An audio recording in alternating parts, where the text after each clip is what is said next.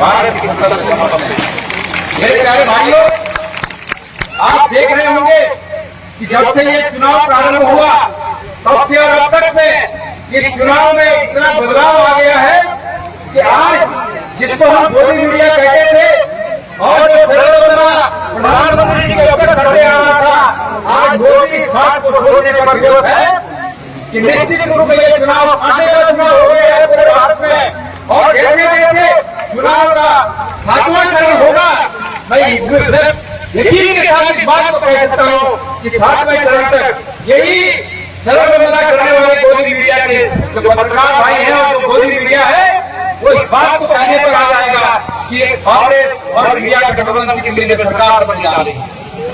ये निश्चित रूप में भारत के लिए और भारत के लिए ही नहीं, इस पूरे विश्व की क्षेत्रीयता के शांति के लिए ये बहुत ही महत्वपूर्ण दिन होगा कि भारत में कांग्रेस की सरकार बनेगी। मेरे प्यारे साथियों, जिस प्रकार से लोग उम्मीद किए हुए थे, सोशल मीडिया में आप लोगों ने देखा होगा, लोग कह रहे थे कि अब एक ही चीज बाकी रह गई है कि प्रधानमंत्री जी कहीं न कहीं रो देंगे।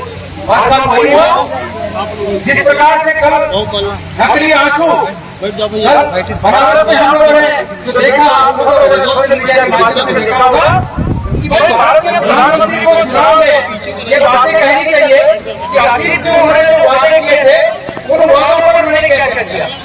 उन्हें कहना चाहिए था कि उन्होंने जो वादा किया था कि अच्छे दिन आने वाले हैं, वो अच्छे दिन कैसे आम आदमी के आए। उन्हें कहना चाहिए था कि उन्होंने अतीत में जो वादा किया था कि 2 करोड़ रोजगार प्रतिवर्ष हम देंगे और 10 साल में 20 करोड़ लोगों को रोजगार मिलेगा, उसमें से कितने लोगों को रोजगार मिला, इसका हिसाब उन्हें देना चाहिए था। भारत के लोगों ने उन्हें प्रधानमंत्री इसलिए नहीं बनाया कि वो गंगा के घाटों पर आकर रोने का नाटक करके और इस देश की भोली भाली जनता को भरमाकर उन्हें एक बार प्रधानमंत्री बनाए, इसके लिए नहीं उन्हें प्रधानमंत्री बनाया गया। मेरे प्यारे भाइयों और बहनों, आपने सुना होगा कि अग्निवीर योजना, यहाँ पर कितने भाइयों को पता है कि अग्निवीर योजना क्या है? जरा हाथ खड़ा करें।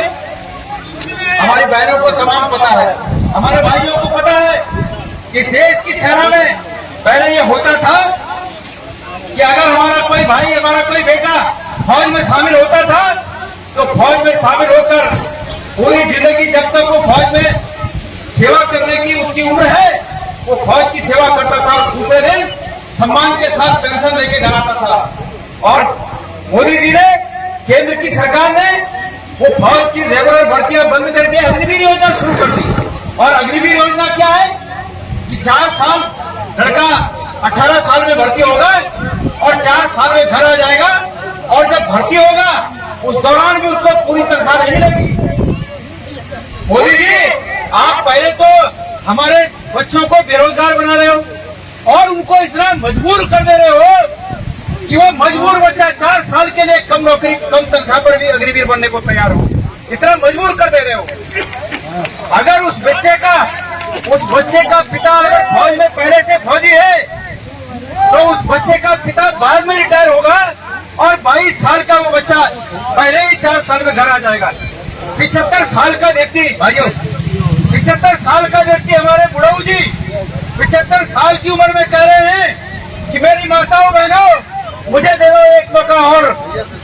75 साल में स्वयं के लिए इस देश से एक मौका और मांग रहे हैं और हमारे 18 साल के बच्चे को, हमारे 18 साल के बच्चे को 22 साल में अग्निवीर बनाकर घर भेज दे रहे हैं। क्या ये देश में न्याय है?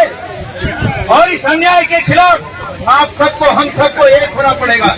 इस अन्याय के खिलाफ हमको एक होना पड़ेगा। आप सबसे कहा गया था, आप सबसे 2014 में कहा गया था, खास करके यहाँ पर बड़ी संख्या में हमारी माताएं हैं, बहनें हैं, आप सबसे कहा गया था 2014 में कि मेरी माताओं बहनों, प्रधानमंत्री जी ने बड़ी लच्छेदार भाषा में कहा था, मेरी माताओं बहनों गैस का सिलेंडर 470 रुपया हो गया, कहा था ना 2014 में गैस का सिलेंडर 470 अगर था तो अब 10 साल के बाद वो गैस का सिलेंडर कितना है? 1200 रुपए पर पहुंच गया है। और 65 साल में कांग्रेस का शासन था, 65 साल में जो गैस का सिलेंडर कांग्रेस ने 470 रुपए तक रखा, 10 साल के शासन में इन्होंने उस 470 रुपए से उसको आज 1200 रुपए पहुंचा दिया। और उस समय कहा कि गैस का सिलेंडर 470 रुपए हो गया है। मेरी माताओं बहनों, 2014 में लच्छेदार भाषण देने वालों ने कहा कि आप जब आप वोट देने जाइएगा तो सिलेंडर को प्रणाम करके जाइएगा, ये कहा था। आज कहने वाले कहाँ हैं?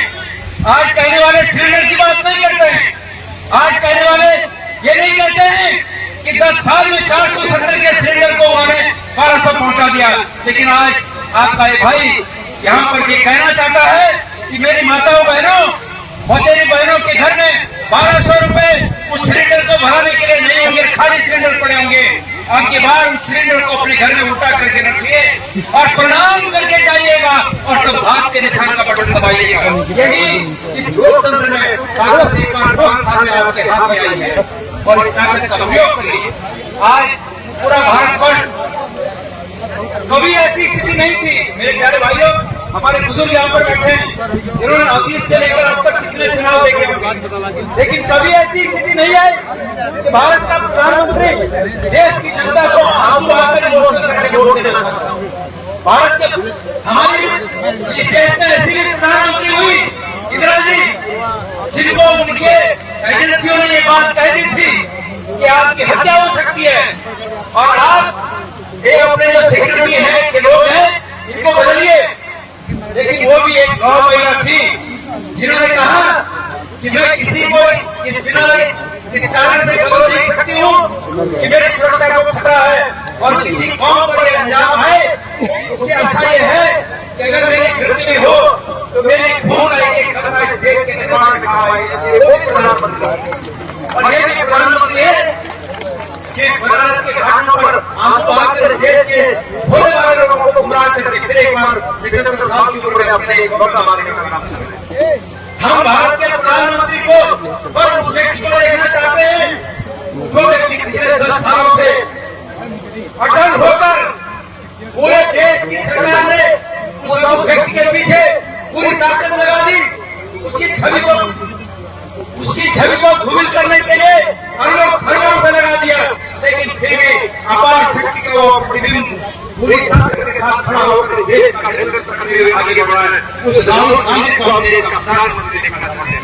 और मैं आज रायबरेली की महान जनता के कदमों में अपना सर नवाकर, मेरे प्यारे साथियों, मैं 6:30 बजे तक बद्रीनाथ और केदारनाथ का अध्यक्ष रहा हूँ और मैं जानता हूँ कि आज के देश के लोग जो धर्म के नाम पर और भगवान के नाम पर वोट मांग रहे हैं, इनका देश के लोगों से कोई वास्ता नहीं है।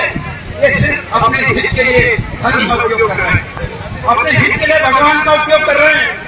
और मैं इनसे कहना चाहता हूँ कि अगर नेताजी, प्रधानमंत्री जी भगवान के नाम पर तो हमारी पर भीख मांगते हैं, वोट नहीं मांगते, वोट विकास के नाम पर मांगा जाता है। आप विकास के नाम पर वोट मांगिए, हम आपको स्वागत करेंगे।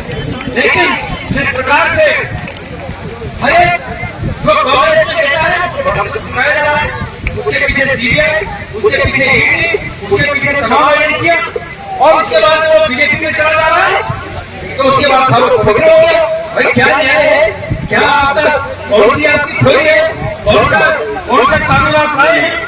इस प्रकार से आज प्रधानमंत्री जी ये सब कार्य करने के बाद अनैतिकता की प्रतिमूर्ति बन रहे हैं। उनका धर्म सिर्फ और सिर्फ सत्ता पाना है, सिर्फ सत्ता पाना उनका धर्म रह गया है, इसके अलावा कुछ नहीं है। और इसलिए मैं आप सबसे विनती करना चाहता हूँ कि आपके बेटे, आपके भाई राहुल जी, जो कि इस पूरे देश को एक उम्मीद की किरण के रूप में जिन्होंने अपने को संजोए रखा है और पूरी ताकत के साथ इस सरकार का विरोध करते हुए, लोकहित में विरोध करते हुए, बिना खौफ के, अरे भाई सांस को आग क्या, वो सच्चे व्यक्ति हैं इसलिए उनको डर नहीं लगता। और जिनको डर लगता था वो चला गए, लेकिन जो डर आज तक जिनको डर नहीं छुआ गया, ऐसे हमारे आदरणीय नेता राहुल गांधी जी आज आपके उम्मीदवार हैं। और वो उम्मीदवार इसलिए है कि वो हमारी गरीब बहनों को 8,500 रुपया प्रति माह मदद कर सके। वो उम्मीदवार इसलिए है कि वो हमारे जो बेरोजगार बच्चे हैं उनको रोजगार दिला सके। तो ऐसे हमारे युवा नेता, हमारे बहुत आदरणीय राहुल गांधी जी को आप सब अपना वोट देकर अपना आशीर्वाद दीजिएगा। इन्हीं सबों के साथ मैं अपने विचारों को यहाँ पर पूरा करता हूँ।